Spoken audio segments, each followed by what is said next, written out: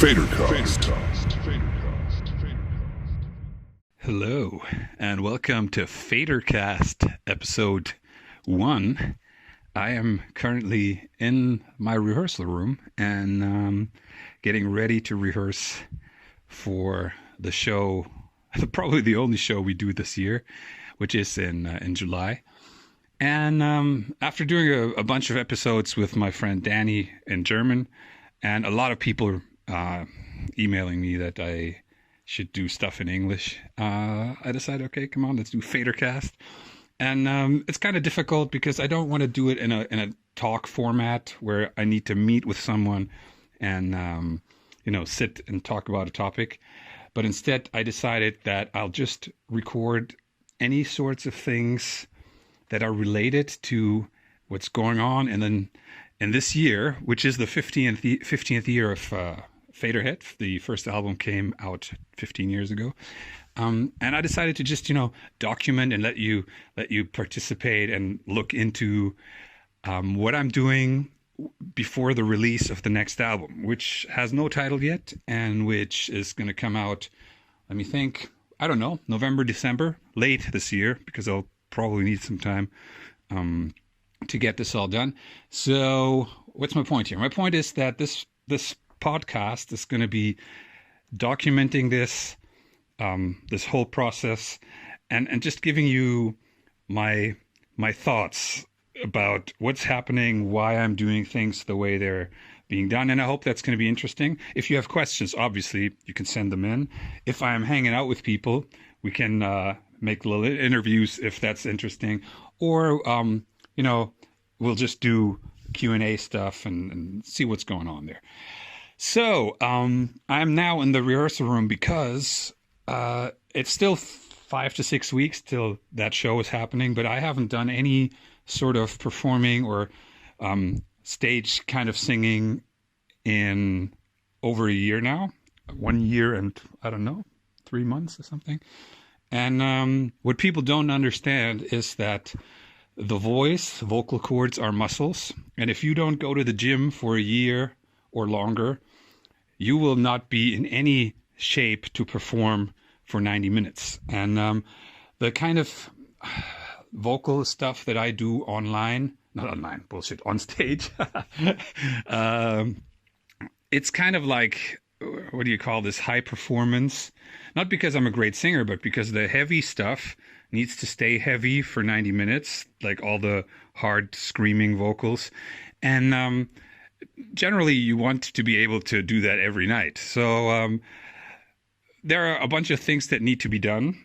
And I decided, okay, it's 6 weeks out. 6 weeks is a good preparation phase for me, because I also, due to the fact that it was winter most of the time, like weather was shit in Hamburg and the gyms were closed due to COVID, I haven't been, doing any kind of cardio or any of that stuff. So I know that I'm not in great shape for performing because, again, running around on stage and yelling into a mic is a different type of thing than running and not talking. Like if you jog along and you talk, you notice that you get problems with your diaphragm. You get these stitches in the side of your like body, and these are some things you have to remember, that if you run around and jump around for 90 minutes and yell, that it needs to have some sort of, how do you say that? There needs to be some sort of preparation for that. Your body needs to get used to that, all these kinds of things. And so the plan here is for now, to just go do some vocal exercises first. I do some Ken Tamplin, who's a great vocal coach. Ken Tamplin voice exercises, and before that I do Zen of Screaming, just shouting warm-ups, which are two different approaches. And then I'll just go through about 20 to 25, maybe 30 minutes worth of songs, especially the songs that I know really well, because what most people don't know is that many years ago, I think 2003 or something, I had a meningitis, which almost killed me, like literally 4 or 5 hours away from being dead, including like what do you call that? Necrotic skin, like I had dead skin bumps on my arms and stuff like that. Um, and my short-term memory is really bad. So before shows, if there's a tour coming up, I really need a long time to get back into the songs and get back into the lyrics so that they go from short-term memory to mid-term to long-term memory. And if you don't know that, that's how memory does work in a way that's very, very simple explanation. You have short-term memory. If I tell you, be there tomorrow at 6 o'clock, you can remember that.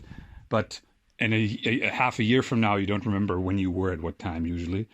Then there's mid-term memory for things that you've done a few times. And then long-term for things that, you've learned and you know how it works. And for me, it's important to get stuff into this midterm to long-term memory. And especially if the songs are newer, it's not enough for me to have done them a year ago. It doesn't work like that at all, which is a little bit of a pain in the ass. But there's always stuff that doesn't work as well as you would like it to be. And I'm actually quite happy that I'm still alive and not dead. So I'll take that short-term memory loss thing. It gets worse when I drink, which is one reason also why I don't drink as much anymore as I used to, because it, helps a lot with vocal, like lyric recall on stage. Also helps with singing. So what I'm doing now is these warm-ups, and then I go through these songs, and then I am going to bike back to my house, because the rehearsal room is only about 20 minutes by bike. And I decided, why not use, now that the weather is better, why not use the time from and to the rehearsal room, which by car is literally 2 minutes. Why not use that to get some cardio work in, get warmed up so that when I get in here, I can pretty much start right away. That's that's this for now, and I'll report back when I'm done with this rehearsal. Yeah, that wasn't too bad. I'm actually pretty happy with how that went. Before I went here, I texted Jörg and said, I will now go into the valley of shame, and embarrass myself during the first rehearsal in over a year. And we made some kind of jokes about it, but everyone knows that you have to embarrass yourself if you do something new, or if you redo something you haven't done in a long time. It's never going to be as good as it used to be. And but it didn't go as badly as I thought it would go. So what did I do? I did my warm-ups, and then I did the Acid Witch, Generation Black, Fistful of Fuck You, a terrible version of Night Physics, and Escape Gravity. So that's about, 25 minutes. And it works really well. Like, I only forgot about half the lyrics, which is much better than I thought. But I mean, you see there's songs like Generation Black that we've played forever, where even there I mixed up stuff. And so there's a lot of things that will need to be fixed in the next 6 weeks, but that's okay. Physically, it wasn't terrible.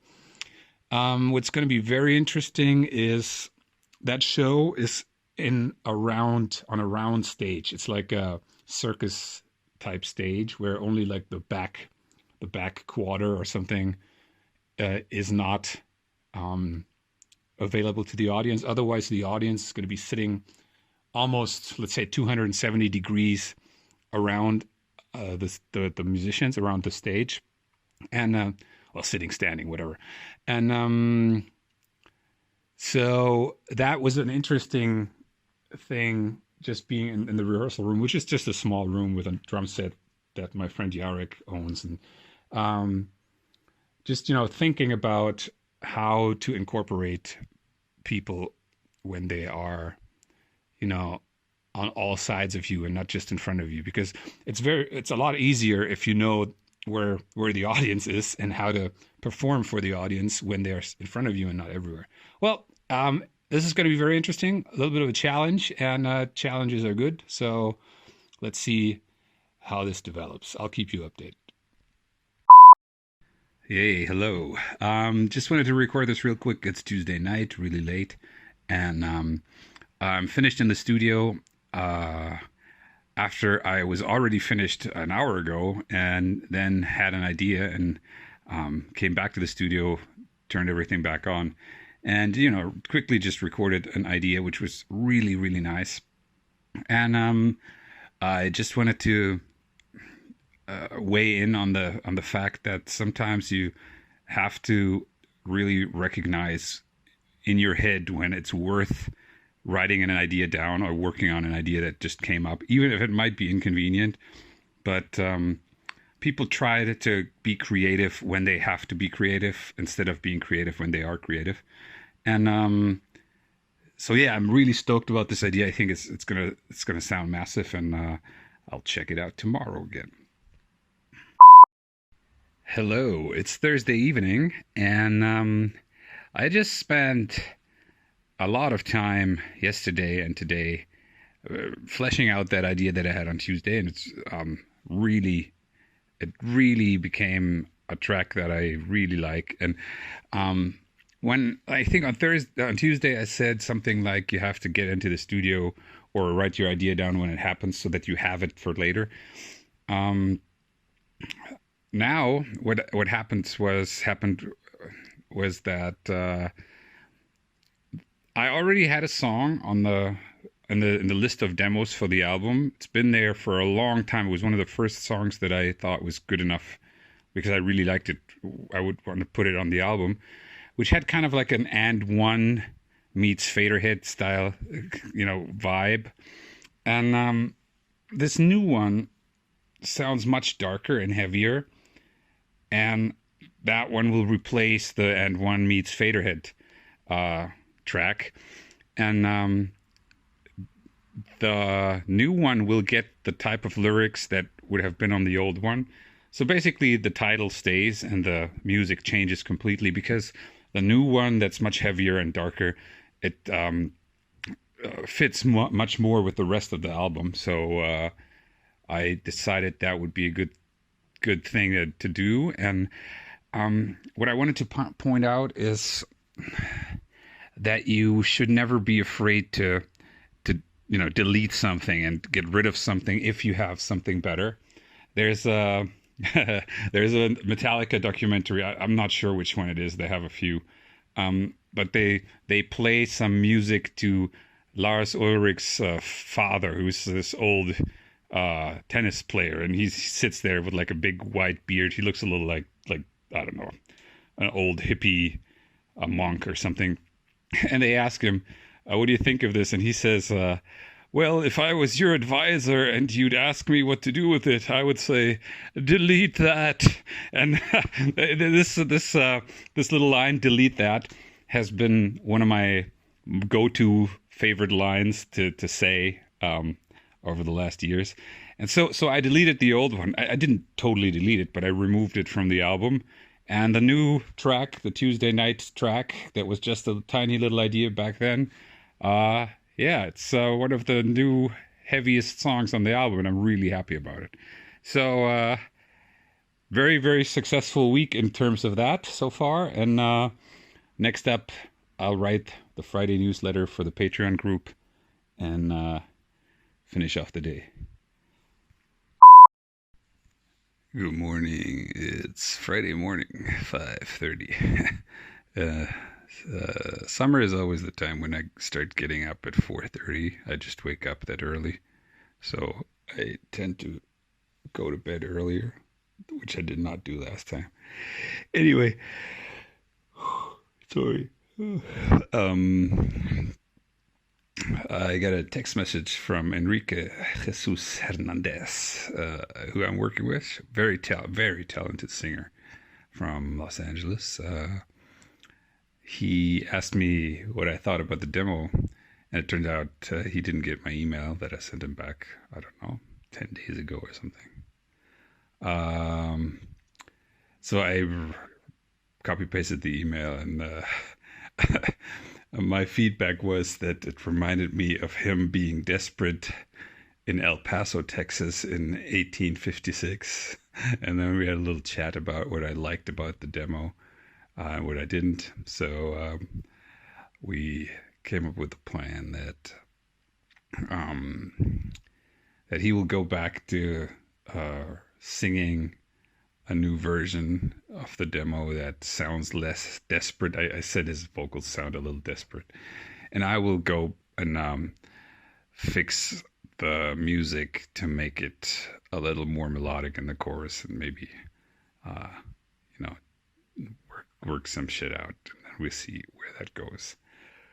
5:30. That's what you do.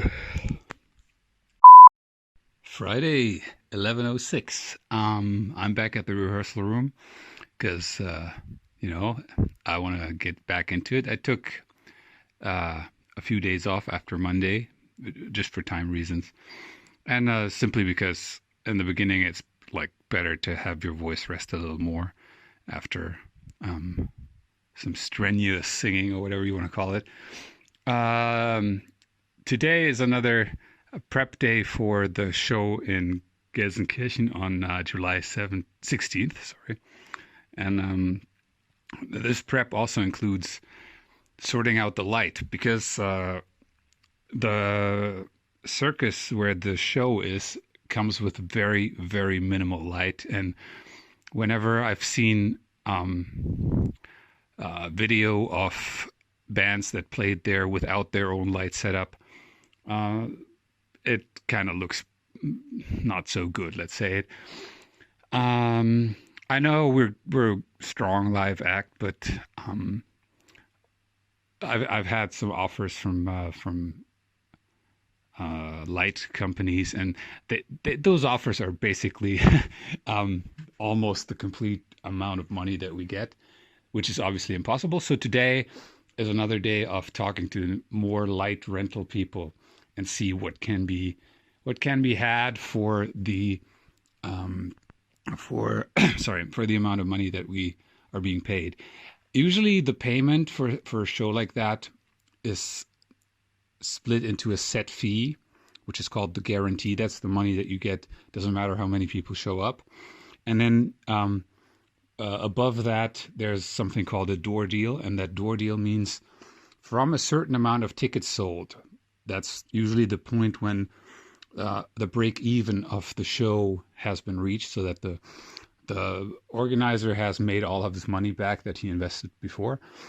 From that, you get a percentage of the ticket. That could be 60%, that could be 40%, it could be 70%, doesn't matter. In our case, the break-even point is exactly at the amount of tickets where the max capacity for the circuses, not because there couldn't be more people in it, but because of COVID. And so my budget is really, let's say it's really tight. With the way it's working right now, I'm losing money on the show personally, which I don't care about. It's fine. It's not that much money, because obviously I want to pay everyone who's working there. So it's a little bit of a struggle to fit in the extra lighting, and we'll see. I like challenges like that because yesterday I talked to Rico Münzer, who's a very good light engineer. He worked for Covenant. He worked for Solarfake, lots of other bands, and he explained some things to me that I had no idea about. So this problem, in air quotes, of not knowing what to do with the light situation there, forces me to think and learn more about light, and that could be just simple things from knowing how expensive light rental can be, to just, knowing what each light actually does and what it looks like. So these kinds of things, especially if they're kind of in a 6-week distance, so that it can be taken day by day, and I can't talk to a lot of people. That kind of problem I really like, because in the end, I usually manage to find people that work well or that can help me with it, and I also learn a lot. So that's a good problem to have. Now rehearsal. Well, that wasn't terrible at all. I'm very surprised, actually. What did I do? I did the Acid Witch, Generation Black, Fistful of Fuck You. I didn't do Night Physics because I have zero idea what the lyrics are. Literally, even after thinking about it, I didn't do The Other Side of Doom because same thing. Can't remember anything. Escape Gravity was very good. Whoops, there's something playing in the background. When the Freaks came out, very good. And then I finished. Oh no, I did more. I did Know Your Darkness and Vanish. And then I finished with Destroy, Improve, Rebuild, which was kind of a nice, heavy finisher. So I think that's going to be my set for next week too, just to get into the half-hour kind of thing. And then I just add half an hour every week, so that in the end we're going to probably end up by 90 minutes, something like that. And since it's 15 years of Faderhead, it makes sense to have songs from all years, probably from all albums. I'll see how that goes. But for today, I'm really happy. I thought it would be much worse. Usually with the first one, which wasn't terrible, if it wasn't terrible, then the second one is really bad. But I'm experiencing what I said in the beginning, that some of the lyrics are actually in mid or long-term memory. So when I get, focusing on them, or not, the other way around. When I don't focus on them, they come back. But unfortunately, that's not with many songs. That's with stuff like Know Your Darkness, Destroy, Improve, Rebuild, things that I've done millions of times. Anyway, very happy. This show is going to be fucking good. I'm very excited for it. All right, that's it for this episode. Thanks for listening. And if you have any questions or suggestions, just email me at contact@faderhead.com. You can also find me, obviously, on Instagram at Faderhead_official and everywhere else under just Faderhead. Please be a friend and tell a friend about this podcast. And until next time. FaderCast.